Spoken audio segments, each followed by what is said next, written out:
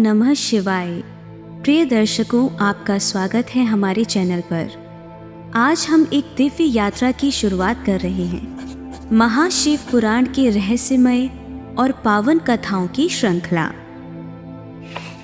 आइए हम महाशिव पुराण के पहले अध्याय की ओर बढ़ते हैं और भगवान शिव की महिमा और उनकी अनंत लीलाओं को समझने का प्रयास करते हैं। इस अनमोल ग्रंथ के माध्यम से हम उनके जीवन, उपदेश और अद्भुत चमत्कारों को जानेंगे।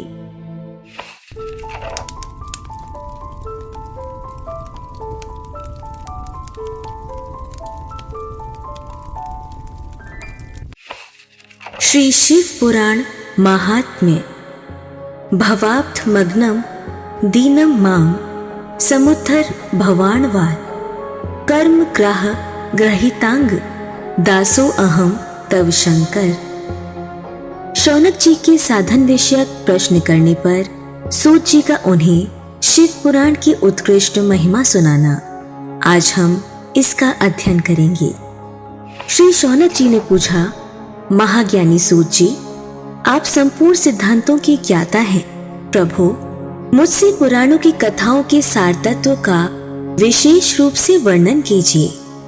ज्ञान और वैराग्य सहित भक्ति से प्राप्त होने वाले विवेक की वृद्धि कैसे होती है तथा साधु पुरुष किस प्रकार अपने काम, क्रोध आदि मानसिक विकारों का निवारण करते हैं। इस घोर कलिकाल में जीव प्राय आसुर स्वभाव के हो गए हैं। उस जीव समुदाय को शुद्ध बनाने के लिए सर्वश्रेष्ठ उपाय क्या है?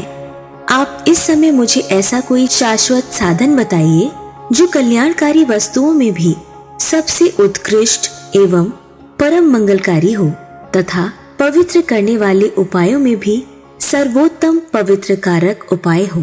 तात वह साधन ऐसा हो जिसके अनुष्ठान से शीघ्र ही अंतःकरण की विशेष शुद्धि हो जाए तथा उससे निर्मल चित्त वाले पुरुष को सदा के लिए शिव की प्राप्ति हो जाए। श्री सूत जी ने कहा, मुनि श्रेष्ठ शौनक, तुम धन्य हो, क्योंकि तुम्हारे हृदय में पुराण कथा सुनने का विशेष प्रेम एवं लालसा है।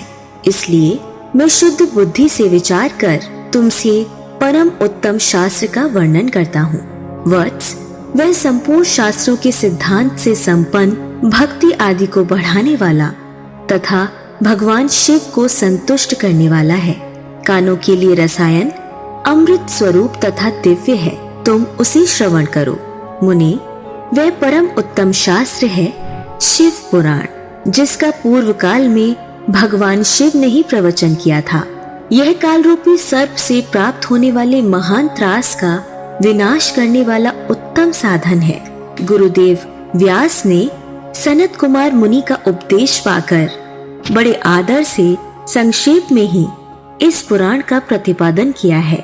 इस पुराण के प्रणयन का उद्देश्य है कलि युग में उत्पन्न होने वाले मनुष्यों की परम हित का साधन। यह शिव पुराण परम उत्तम शास्त्र है। इसे इस भूतल पर भगवान शिव का वाङ्मय स्वरूप समझना चाहिए और सब प्रकार से इसका सेवन करना चाहिए। इसका पठन और श्रवण सर्व साधन रूप है। इससे शिव भक्ति पाकर श्रेष्ठतम स्थिति में पहुंचा हुआ मनुष्य शीघ्र ही शिव पद को प्राप्त कर लेता है। इसलिए संपूर्ण यत्न करके मनुष्यों ने इस पुराण को पढ़ने की इच्छा की है अथवा इसके अध्ययन को अभीष्ट साधन माना है। इसी तरह इसका प्रेम पूर्वक श्रवण भी संपूर्ण मनोवांछित फलों को देने वाला है। भगवान शिव के इस पुराण को सुनने से मनुष्य सब पापों से मुक्त हो जाता है तथा इस जीवन में बड़े बड़े उत्कृष्ट भोगों का उपभोग करके अंत में शिव लोक को प्राप्त कर लेता है। ये शिव पुराण नामक ग्रंथ 24,000 श्लोकों से युक्त है। इसकी 7 संहिताएं हैं। मनुष्य को चाहिए कि वह भक्ति, ज्ञान और वैराग्य से संपन्न हो बड़े आदर से इसका श्रवण करे।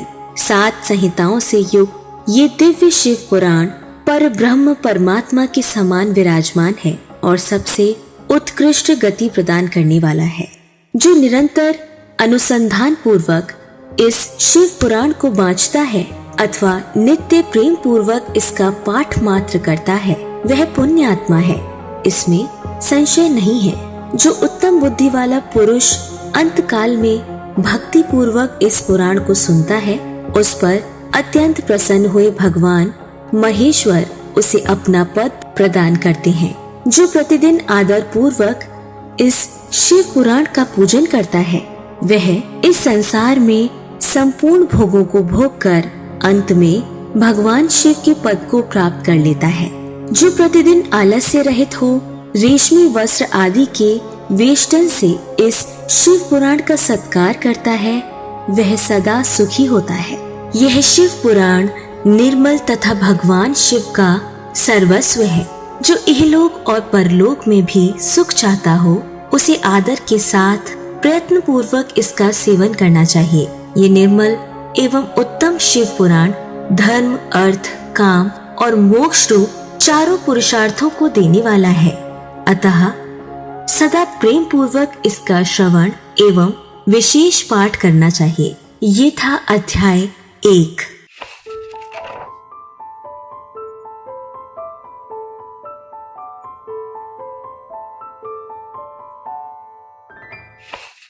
शिव पुराण के श्रवण से देवराज को शिवलोक की प्राप्ति तथा चंचुला का पाप से भय एवं संसार से वैराग्य।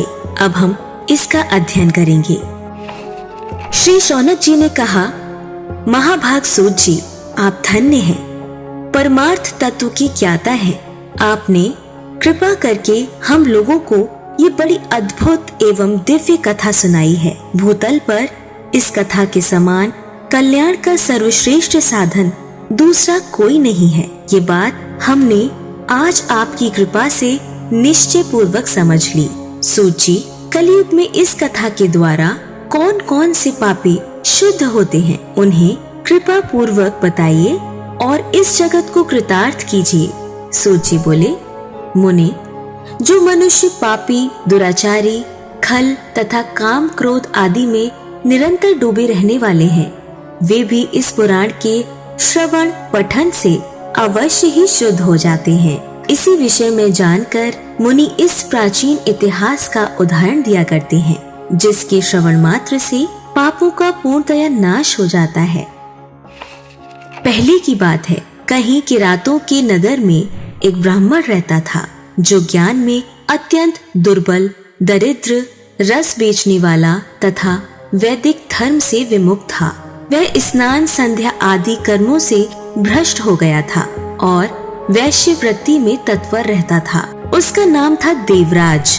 वह अपने ऊपर विश्वास करने वाले लोगों को ठगा करता था।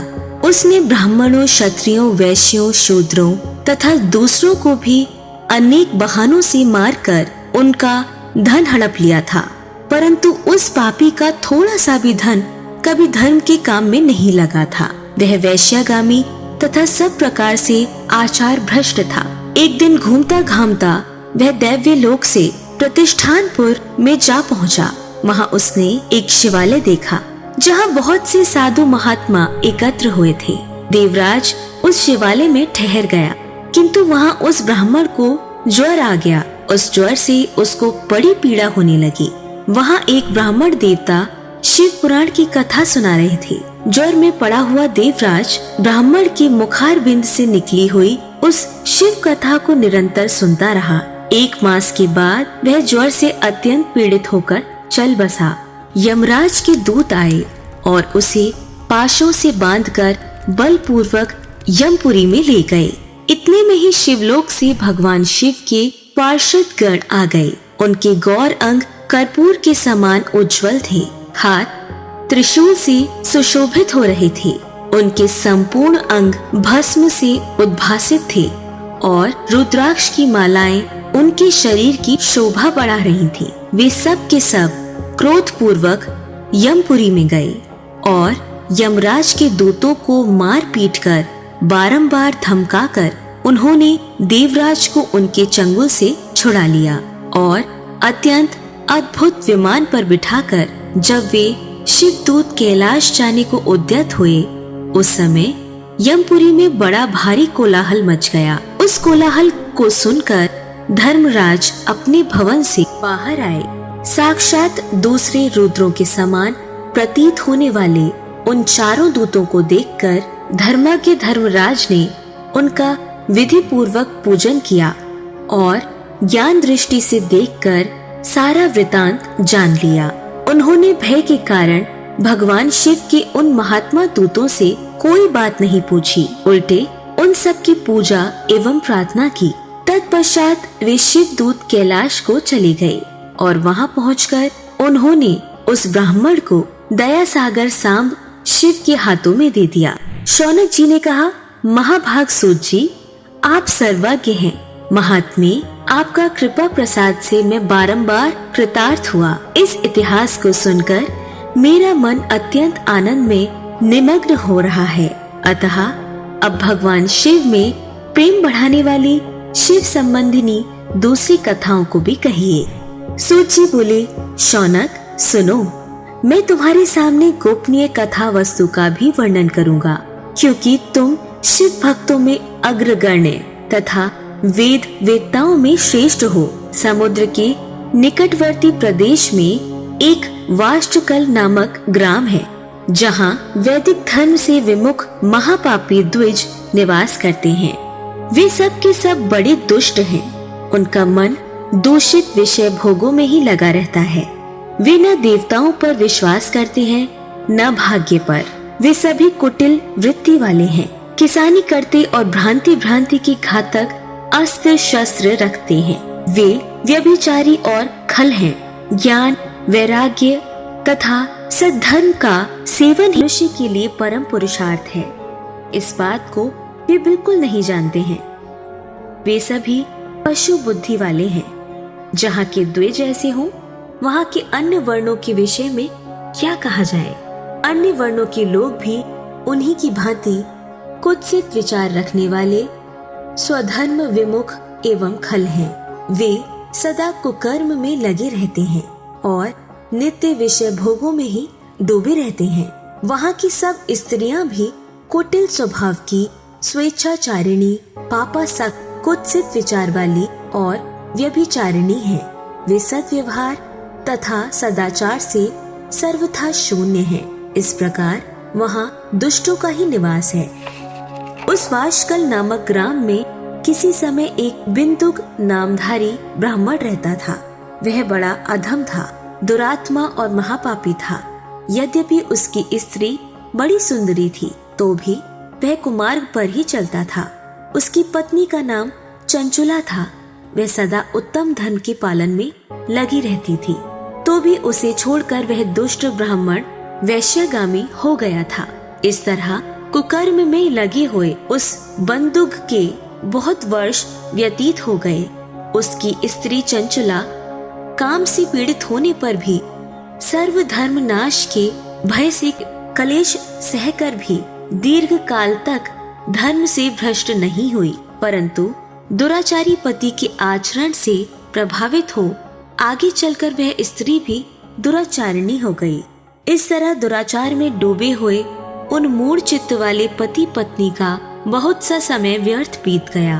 तदंतर शूद्र जातीय वैश्य का पति बना हुआ वह दूषित बुद्धि वाला दुष्ट ब्राह्मण बिंदुक समयानुसार मृत्यु को प्राप्त हो नरक में जा पड़ा। बहुत दिनों तक नरक के दुख भोग कर वह मूढ़ बुद्धि पापी विंध्य पर्वत पर भयंकर पिशाच हुआ। इधर उस दुराचारी पति बिंदुक के मर जाने पर वह मूढ़ हृदया चंचुला बहुत समय तक पुत्रों के साथ अपने घर में ही रही। एक दिन देवलोक से किसी पुण्य पर्व के आने पर वह स्त्री भाई बंधुओं के साथ गोकर्ण क्षेत्र में गई।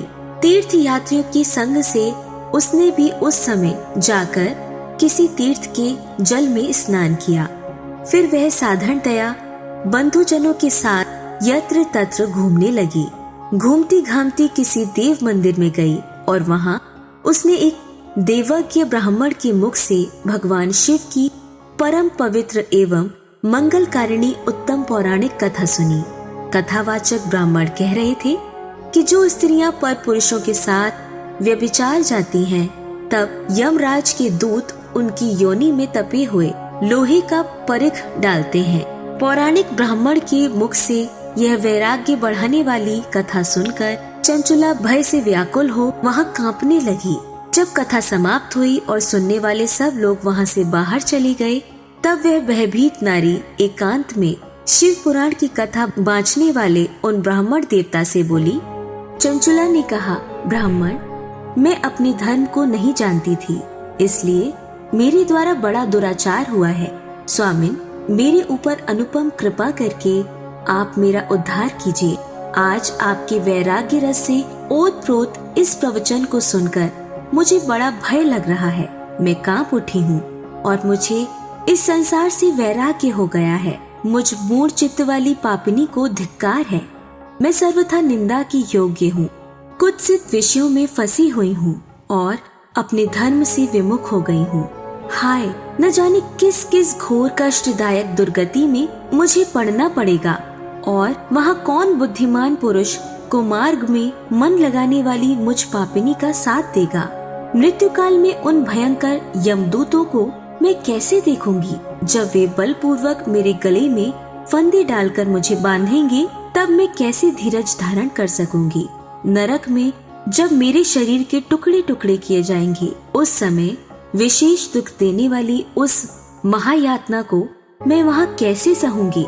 हाय, मैं मारी गई, मैं जल गई, मेरा हृदय विदीर्ण हो गया और मैं सब प्रकार से नष्ट हो गई, क्योंकि मैं हर तरह से पाप में ही डूबी रही हूँ।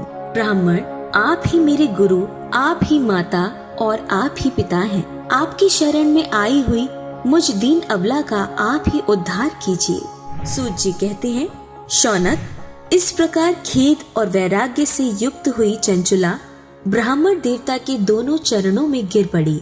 तब उन बुद्धिमान ब्राह्मण ने कृपा पूर्वक उसे उठाया और इस प्रकार कहा। ये था अध्याय 2 और 3। अब हम सुनेंगे चंचुला की प्रार्थना से ब्राह्मण का उसे पूरा शिव पुराण सुनाना और समयानुसार शरीर छोड़कर शिवलोक में जा चंचुला का पार्वती जी की सखी एवं सुखी होना।